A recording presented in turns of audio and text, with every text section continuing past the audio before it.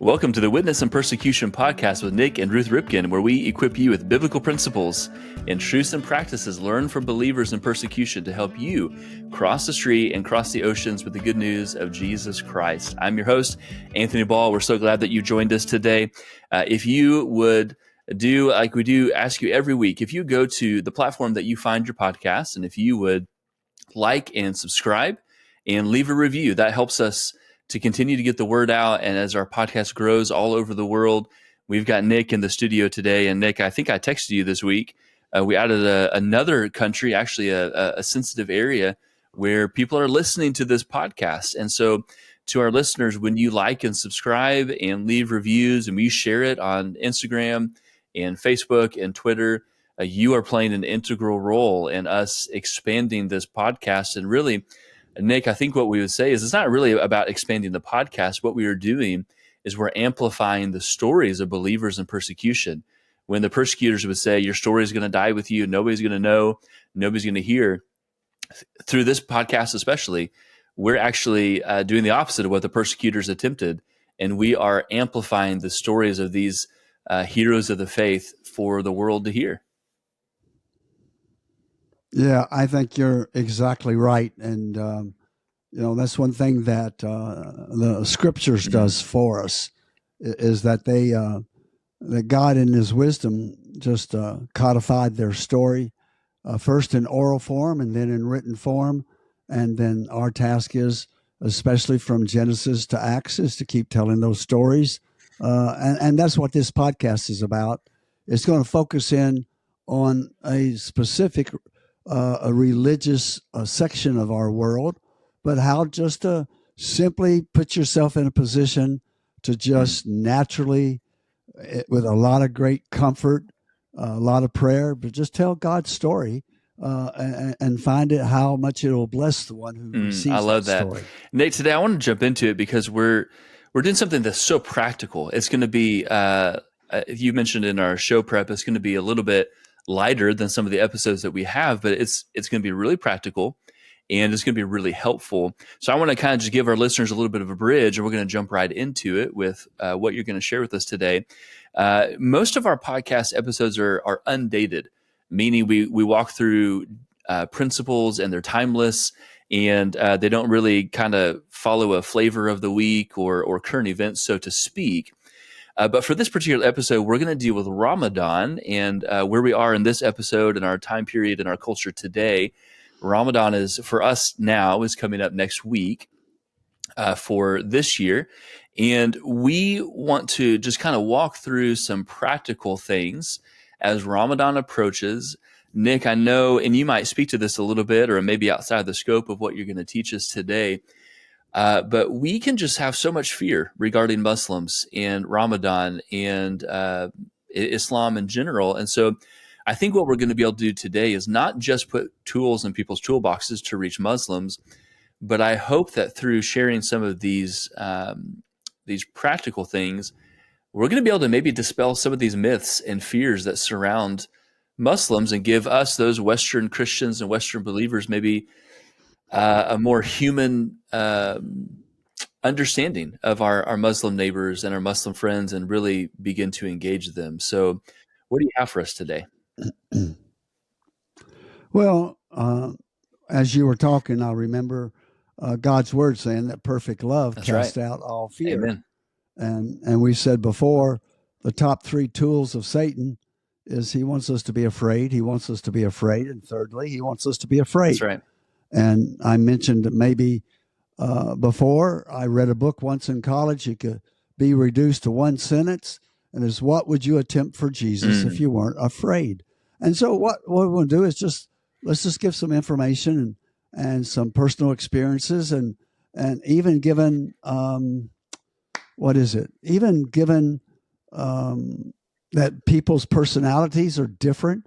People say, well, Nick, that's easy for you because you're an extrovert, or you're outgoing and you like to talk to people. And all of those are true. But I know a lot of extroverts, a lot of people that are outgoing, a lot of people that are just out there. But when it comes to sharing their faith, It comes to meeting somebody's of other cultures. It comes from embracing Muslims with the love of Jesus Christ. Introverts, many of the introverts I know are more steady, deeper witnesses than the Interesting. extroverts I know. Because a lot of us, yeah, well, a lot of us extroverts, it's Oh, about yeah, that's us. true. I can see that. You know, nah, don't you agree with me? You're supposed to say, "Oh no, Nick, you're You are different." different. You know, yeah. You act like I get up in the mirror and say, you know, and look in the mirror and sing, "Oh, how great thou art," but I don't do that. You know, but we're going to talk about Ramadan and understand that people go by the like Western world goes by the solar calendar, and so do Muslims, but on their fasts and their feast days within their five pillars of their religion, they go Hmm. by the lunar calendar, and the lunar calendar is shorter in days than the solar calendar. So when we look at Ramadan, it's just around, seriously, the corner. Depending on which part of the world that you are in, Ramadan's going to fall on either the 9th or the Mhm. 10th of March, and it's going to end on either the 8th or 9th of April. And so that means from daylight to dark, they don't Wow. eat, they don't drink. Now, that's hard enough in a moderate climate. When you're in a desert climate and you're going from, as my grandfather used to say, from can't see to can see, from dark to daylight, or vice versa, or versa versa, as he would say. Uh, I've been Somalis, Anthony, for the most part, they wouldn't even swallow their saliva during Ramadan. Wow. Wow. And so you had to watch where you walk. It was just nasty where you walked. I haven't found that true of most of the Muslim countries that I've been in, but it was true in that one. And so the Islamic calendar follows the lunar calendar, and they differ from place to place. And it starts with the first sighting of the moon. And if there's overcast, if they're in part of the world where they're not desert, where it's always clear, it can cause a lot of consternation. But in every environment, sometimes in every country, sometimes in a major city, there'll be a notification by the mosque when the moon has been sighted. Now, in most of the countries that we've been in, like Indonesia and Malaysia and Saudi and all those other places, your cell phone rings when Wow. Ramadan begins and when it Wow. ends. And so in the more modern places, they'll be lined up for 3 or 4 city blocks from restaurants, waiting for the signal that Ramadan is over. And if they have a lot of international community there, they won't let Muslims come in and sit at a table waiting for the last 30 minutes for Ramadan to be over. They'll let the non-Muslims in and let them take tables and let them eat and do their thing, as long as they don't take it outside the restaurant. But they won't let the Muslims come in. And did you know, I didn't know this until earlier today, that in 2030, I'm not going to even begin to think how old I will be 35. in 2030, but shush, I'll be 7.5. I'll be 7 decades plus 5. So that sounds a lot more 7.5. We'll go with that. doable, 7.5. And so in 2030, because of the difference in the lunar calendar, Muslims will have 2 months of fasting. They'll have a Ramadan in January, and they'll have a Ramadan in December. That doesn't come along very often, but that's 2 months out of the year that during daylight hours they don't eat. Now what happens is, hours before daylight, the women will get up and begin preparing a great big meal. And then hours before the sun goes down and the moon is sighted again, they'll be preparing a great big meal. So when the moon is sighted again, the family will sit down and eat a big meal. Contrary, now it's more like anecdotal, because I haven't looked it up, for people that I really trust that have worked in the Islamic world for a long time. They say that most Muslims in the developed part of Islam gain weight during Ramadan Really? after fasting for 30 days, because they eat so much before daylight and they eat so much after dark, and it's a great family Right. time. It is a great celebration time, and so much food is traditional and Mm. prepared that it is hard to fast from daylight to dark, but it's not like they're going without food for 20 for those 30 Mm. lunar days. That's not what's happening.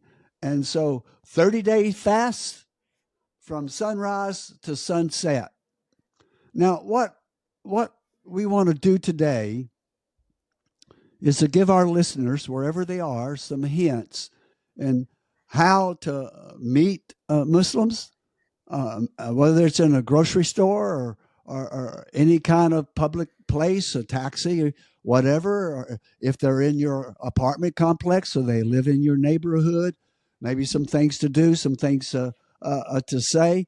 But my wife has when she has come back to America, she's been so despondent and hurt by the lack of greeting the strangers among us. Mm. She's been doing this for 30 years. This Mm. is not a new thing.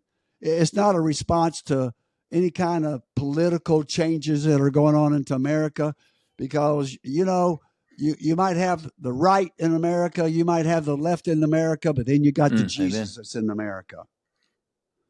And Jesus's people know that they are not partners with government, that they That's are right. witnesses to government. That's another whole ball game. But what my wife always likes to do, before it became problematic, now the last 4 or 5 years, maybe the last 6 years we've been coming home, it's become more of a sensitive question, because we could used to we walk up and ask anybody, anywhere, anytime, That's where right. are you from?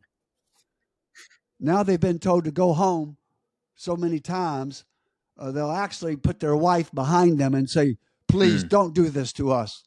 Please don't say this to us. And so I have to start off with a apology. But what we want to do with those in our midst that are that we think are not maybe natural born citizens or visitors, or recent immigrants in our midst, are they just still dressed traditionally? My wife always asks around 5 things. Number 1 is, where are you from? Now, I don't ask that anymore, because they think I'm going to go tell them to go It's home. terrible. What? And so I go up to them and say, listen, I don't want to embarrass you, but I've lived in Africa. I've lived in North Africa. I've been in these places, and my brain tells me you're from somewhere in North Africa. If you are, I just want you to know I've been there and would love to know where you're from. And so that diffuses it, rather than asking the question baldly, where are you from? But do that little bit of preamble. And if you haven't traveled internationally, you'll just have to work on that yourself a little bit. The second thing that she asks is, how long have you been in our country? And usually they'll say 1 year, 4 years, 5 years. And then the third thing she asks them, has anyone welcomed you to America? And so far, 100% of the time they say, no one has ever welcomed us to America. Wow. Now I do that different. My personality is different. My ability to use broken language is different. And so I'll go up to them and say, from your dress and your language, I can tell you're from somewhere in East Africa. I just want you to know, I am so glad you're in America. I just had surgery as you know, from a brown recluse Yeah. spider bite. And I was in the hospital about 4 days.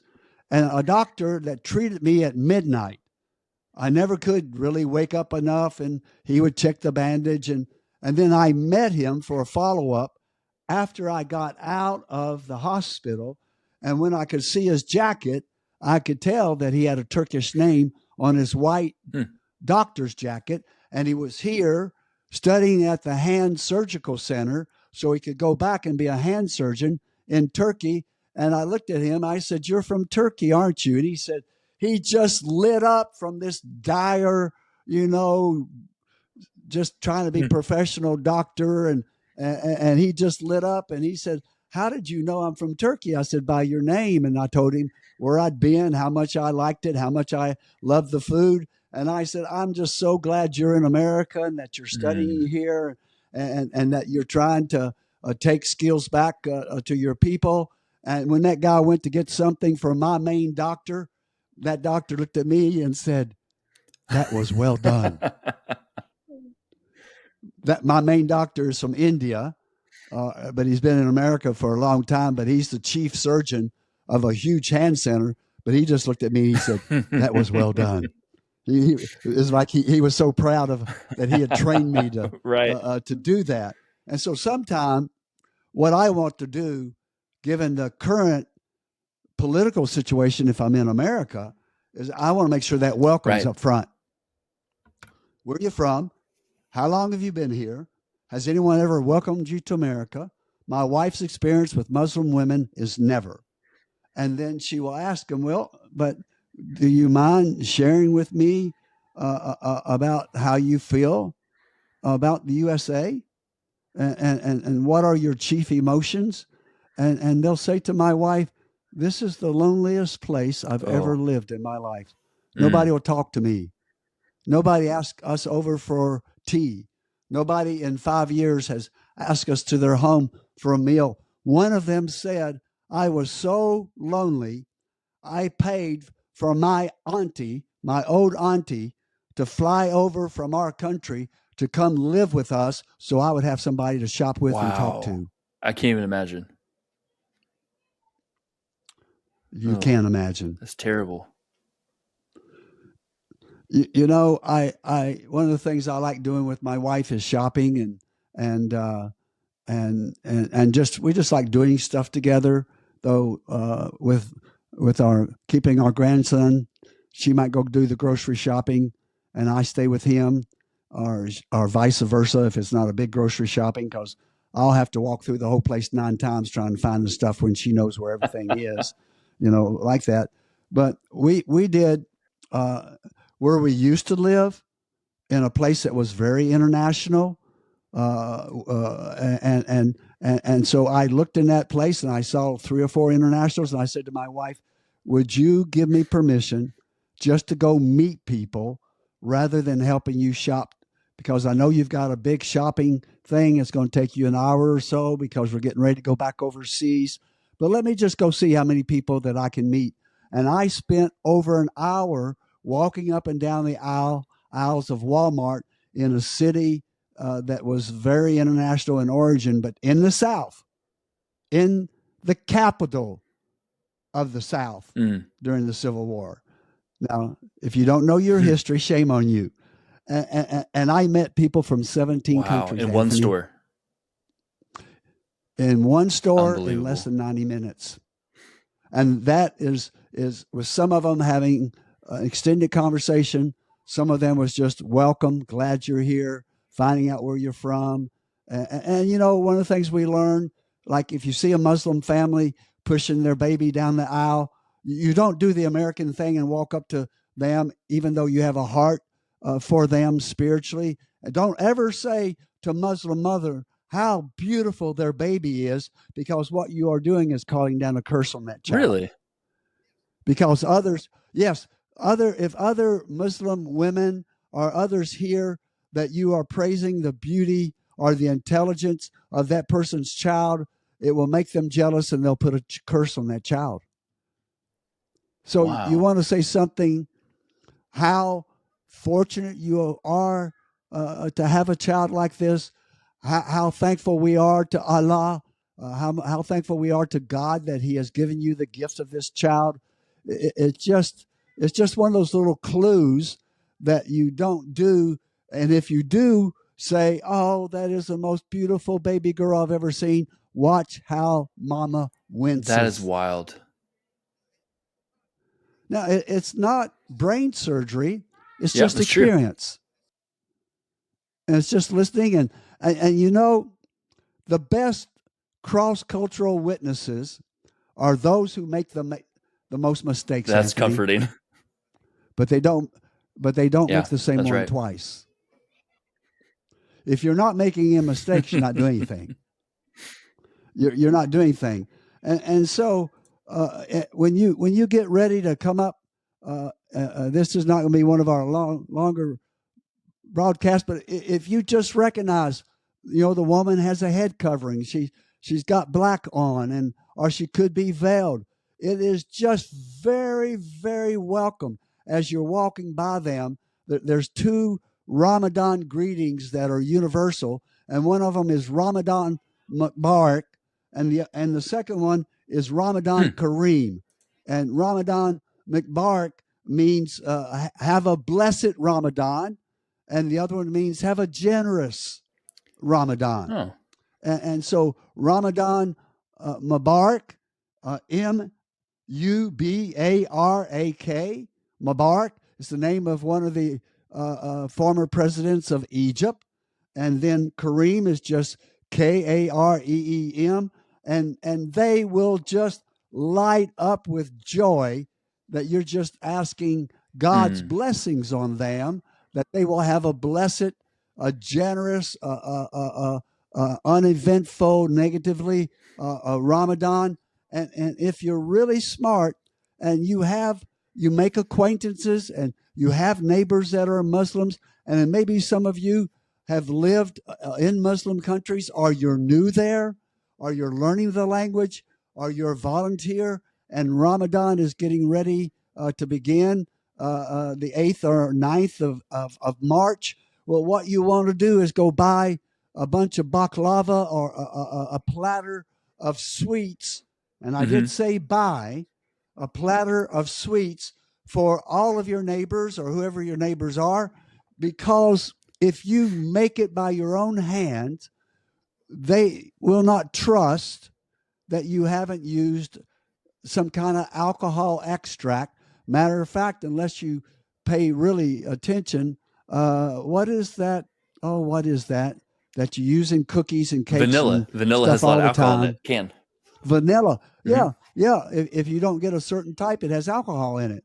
Now we know it cooks out, but that doesn't make any difference. So if you prepare cookies or candies or sweets and take to all your neighbors or your one Muslim neighbor or your one Muslim family, they're going to thank you. They're going to appreciate it. And the moment that you walk away, they're going to throw it in the garbage because they're going to worry about that's got pork in it, or it's got alcohol in it, or that you didn't wash your hands properly and you weren't in the right kind of kitchen Right. to make it. And so what we learned to do was to go to one of the local Muslim stores, and they have them in here where we live. We'll have to go downtown Louisville, or we have to go to Lexington, and we go and we buy the Ramadan tray or the Ramadan platter, and we leave the plastic on it. We leave the Hmm. sticker on it from the store. We might even leave the receipt on it taped, tearing off the price, and so that they can be 100% assured that what we've given them is not going to pollute their religion and hurt their faith by giving them something that's Hmm. unclean. And so, just one of the little keys, and what you're going to do when you give them that, they're going to be so gracious. You're going to be able to change greetings and welcome and tell them how glad you are that they're in your country or in your city or in your apartment or in your neighborhood. And what you're looking for is to invite them to your home for a meal, but they're not going to Huh. come. But 9 out of 10 times they're going to invite you to their house for a meal. Generally, we have to go to a Muslim home for a meal 3 to 4 times before they trust us enough to come to our house. When we lived in Jordan, and we were the only non-Muslims in a whole apartment complex, and as they got used to us, they sent 5 women to our apartment to investigate our apartment. And they went and they took every canned good out of the cupboard. They took every jar, everything out of the refrigerator. They went through the drawers Wow. of our clothes, of my wife's clothes, and then they read the labels. Every label they read, every meat package they read, and then they went back to the apartment complex and they went back to the neighborhood and said, "These people, you are now free to go see them." Wow. And it started with that tray of candy on Ramadan, to where one of the fathers on the floor above me came down and said, "I'm going back to the Gulf states. I work for the oil company, and I will be gone 6 months. You are the husband and the father of this house while I'm gone." Unbelievable. Wow. And he was just saying, you need to make sure that nothing bad goes on. And he was also saying that I'm supposed to make sure that his wife's faithful. If they have any need, here's my phone number. But you are the one that I trust in this whole apartment to take care of my family. You are the husband, you are the father of this house while I'm gone. From a tray of incredible. sweets. And from listening to their story and inviting them in and being invited into their house and getting on the floor and playing with their children and just being a human being, just being a child of God to them. And so you're going to want, Anthony, here's the way it plays out in Jordan. Here's the way it plays out in Morocco. It's less so in Egypt, but still very much. The first time I meet a Muslim man in a taxi, I just happen to be able to strike out a conversation on the street or in the shop. He's going to ask me, "Where are you from?" I'm going to say, "I'm from America." And he say, "We love Americans. We hate your president. It doesn't matter whether it's Trump or Obama or Abraham Lincoln. Governments and people are not the same. Right. They're different." And they say, "Oh, we love you, Americans." And they will welcome me to their country. This is in the first 2 minutes. They will welcome me to their country. They will welcome me to their city. If I show any interest in them whatsoever, they will welcome me they'll take me out for tea and for cookies, for biscuits. And as I say to them, I'm just going to do it. I said, "You're not going to know how many times with Muslim families I've eaten camel meat, I've eaten goat, I've eaten lamb," and they say, "Nobody has lamb like I. Nobody has goats better than me. You will come to my house for a meal." And they will give me 10 days so that they can prepare for me to bring my whole family, a team of 10 or 15 people, and come to their house for a 4 or 6 hour meal. And it's never, ever in a Muslim country, other than civil war and famine, it's never taken me more than 30 minutes for that to happen. And they're here for 3 and 4 and 5 years, and nobody has said hello. That's heartbreaking. We're glad you're here. We're glad you're here. That is not allowed for God's people. Right. The only places where Muslims are not coming to Jesus in large numbers are the places we don't go and the streets we don't cross. God is preparing their hearts through dreams and visions. He's preparing their hearts because they've miraculously, if they're literate, found a Bible and they're reading it through and through and through and through. And you just don't know what God is doing in their midst. When we moved to Jordan, we had a lot of adjustment because in Africa, you get up when the sun comes up and you go to bed when the sun goes down. There's no night light. Nighttime is when the demons and the evil spirits are about. Roads are bad. There's no street lights. There's no shops open. But for especially Arab Muslims, They eat lunch at noon. They eat the noon meal at 7 p.m. And they eat the evening meal at midnight. And then from midnight to 3 o'clock in the morning, they talk politics, they talk sports, and they talk religion. So my wife and I flew into Jordan. Our colleagues had left a few things in there for our first breakfast and for a late night snack. But the next morning, we knew we needed to go to a local shopping center. We didn't know it didn't open to 10 o'clock. So at 8 o'clock, we're out on the street looking for a taxi. There's nobody but us out there. But we walk about 100 yards or so. We find this taxi. Now, listen, this is the first morning. We've been in Jordan maybe 16 hours. Maybe 16 hours. And what Ruth and I did, we said, since we have to take taxis all the time, I'm going to break protocol and I'm going to get in the front if they let me. And she said yes, and I'm going to get in the back and pray that they will have English skills enough that you can have a spiritual conversation. So that first morning, after 8 o'clock, being in the country for 16 hours or so, we find a taxi. He pulls over in an empty parking area. I open up the front passenger door. He looks at me really strange, and he picks up some papers and sticks them off to the side, and he's got a cigarette, and he says, is it okay if I smoke? I said, no, I'm really allergic to cigarettes. He said, okay, I'll just smoke one at a time. Real helpful. and so my wife's in the back praying, and so he puts his car. All of them are none of them are automatics. So he puts it in first gear, and as he's starting to glide along, he looks at me and he stops, and he looks at me and he says, "I've been waiting for you." I said, "Really? Why have you been waiting for me?" He said, "I've just been troubled in my sleep." He said, "I've just been troubled in my days." He said, "I've just got to know." I said, "Friend, what is it you've got to know?" He said, "I've got to know what is the meaning of life." Wow. 16 hours in the country, first taxi, first conversation. And I said, "Just pull over, turn off the taxi." Well, first of all, what I did, I turned around and looked at my wife and I said, "Slow down, woman. That's what you get. You know, you need to give me a little bit more time to work up to it after 16 hours in the country."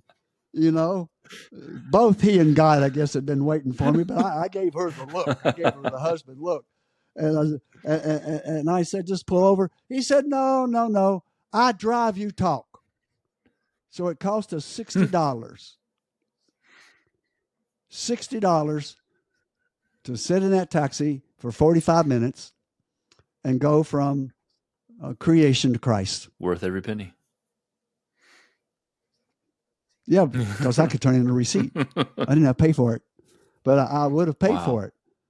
But what I want our listeners to hear, many Hindus, not so many Buddhists, many Japanese, Koreans, many Muslims, by the tens of thousands that God has brought to America. And they thought, now we're here. We finally get to a place where we can hear, where we can be loved and we can hear the truth. And yet, we almost never meet a church member that has ever talked to a Muslim. They think that they're going to kill them in their bed or something. I don't know. There's a church that we were a part of in Virginia. And a lot of those are people that worked for various mission agencies because there's a number in the area. So they came to my wife, and I'm listening into the conversation, and they said, "We have made the boldest plan." And she said, "Well, what is this bold plan?" Now, you know how sweet my wife is. They said, "We have made the plan that within the next 30 days, we're going to find a way to be in a Muslim home and share a meal with a Muslim family." And I leaned over and I said, "That's a bunch of nonsense," in my little gentle way. And they said, what's about? I said, you think it's going to take 30 days to do this? My wife has given me the look. You should have let me deal with this in my own way. But I said, is there, do you know of a Muslim restaurant nearby? Right then. And they said, yes. I said, let's go. And we went. Sadly, there were no men in the restaurant, just me. And there were a couple of ladies running the restaurant. And so they were shy. And my wife just looked at me. She was in the corner. She just said, do your thing, smart man. And so I introduced myself and everything and got to talking to her and we had a long conversation. We had her meal. We found out where she was from, and she married and she had kids and lived in a community that had quite a few Muslims in it. And I said, I was listening to these ladies talk, and I know that they can speak for themselves, but I was surprised to hear that they had never been in a Muslim home for a meal, and they were wondering You what mean that American would be home? like. And she said, Oh, okay. in a Oh, Muslim gotcha. home in America. They had never been in a Muslim home in America. And they said they were hoping that in the next month or so that they could find a way to get invited. She said, oh, that's crazy. You come to my house tomorrow. Wow. You come here, whoever you want. And I want 4 or 5 of you to come the first time, and then the next time you can bring the rest. Wow. But you come tomorrow. But in the car on the way, I said to them, this is how gracious Right. Muslims are. This is now. It doesn't mean. Now here's what it. Okay, it doesn't mean that just because you get in their home, share a meal with them, they come in your home, that they're going to say yes to Jesus. But what it does mean is many of them are. That most people of the world who have not yet said yes to Jesus is because they've never had a chance to say yes to Jesus. 2 lifetimes ago, we decided to go to Somalia. And one of the biggest researchers in Christianity and missions is a guy called Dr. David Barrett. He's a diminutive guy. He's not very tall. And a scholar from England. And at that time, he was working with our mission board. And so I was sent to see him, my wife and I. And we walked in his office, and he has all the research of the world scattered across his desk and across his office like researchers do. And he looked up and he saw us. He said, oh, so you are the people who have the audacity to think that you can take the good news of Jesus Christ to the Somali people. And being the person that I am, I said, yes, Dr. Barrett, but Somalis are not very responsive to the gospel. He came across the desk after me, Anthony. Papers began to fly off his desk. And he got as close to me and to my face as he said, how dare you say that? How dare you say that Somalis are not very responsive to the gospel when they've never been given the chance to respond? Wow. That was a clear Absolutely. word. And that was a true word. Muslims have not believed because they've not been given a chance to believe. And it's my personal opinion why a good segment of Islam gets angrier and angrier and angrier and even more violent, is my personal opinion, is because they are seeking and seeking after God, and they cannot find him because we're keeping him to ourselves. Wow. And so their lack of being able to find a God who will make paradise available to them except on their own merit, they get angrier and more violent because they're seeking after a God they can't find because we have kept Jesus from them. So go out with if you can find neighbors or make Muslim acquaintances, and maybe you live in Muslim countries, take your goods, say the proper greetings of Ramadan Mubarak or Ramadan Kareem, and let those be your first 3 words that you learn in Arabic, and they'll take it from there and begin to instruct you after that. Ramadan is coming up either on the 8th or the 9th or 10th of March of this year, ending on the 8th or 9th of April. It is their high and holy month.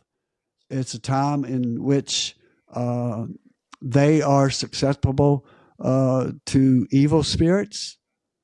It's a time for you to introduce them to the love of Jesus Amen. Christ through your love and your generosity and the gift of your time.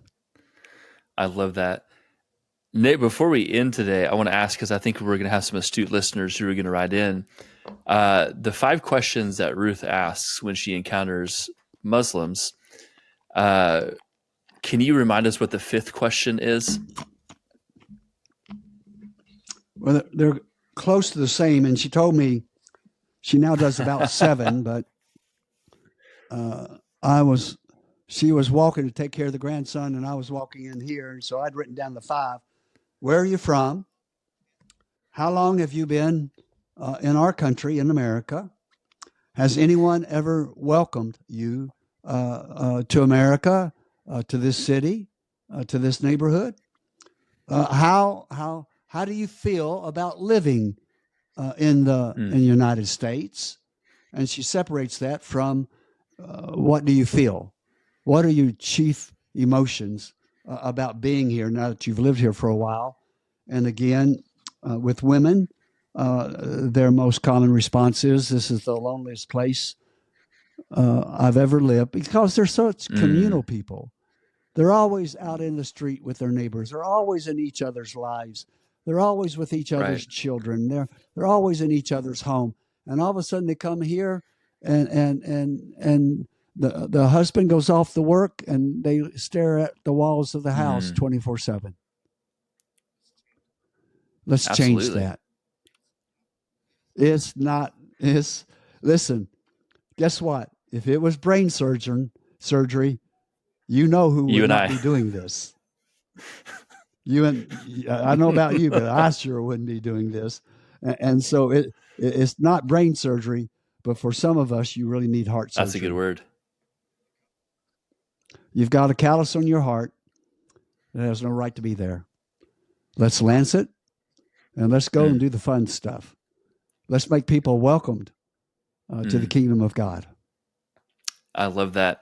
Nick, thank you so much. We had some technical difficulties at the end of our show, but again, we want to thank you for joining us today, and we pray that you will put into practice, even today, how to meet and greet Muslims in your area without fear, showing them access to the kingdom of God. Thank you for joining us today. This has been Witness and Persecution, and we will be with you next time.